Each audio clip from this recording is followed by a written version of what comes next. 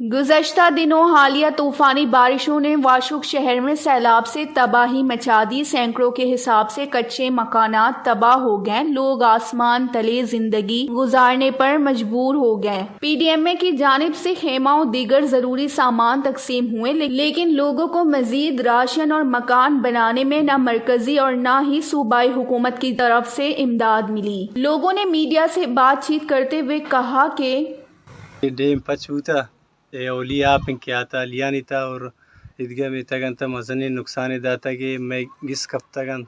اور انتظامیہ امین کا میں نتوارن کیا یہ مرا ایک ٹینٹ داتا روچے سر بچائن تھا کہ اور دیگر راشن ہے اور بقایا دیگر تعاونی نبوت شاہی مگا اور شاہی ہم گزارش تھے کہ ہمارا مالی تعاون کن تھے کہ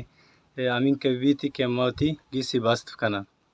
کوہ بل حفاظتی ڈیم کو توڑنے کے بعد سیلاب کا پانی ہمارے گھروں میں داخل ہوا اور ہمارے کہیں ساز و سامان اور گھروں کو پانی نے ملیا میٹ کیا اور ابھی تک ہمارے ساتھ مالی تعاون نہیں ہوا۔ مزید انہوں نے میڈیا سے بات چیت کرتے ہوئے کہا کہ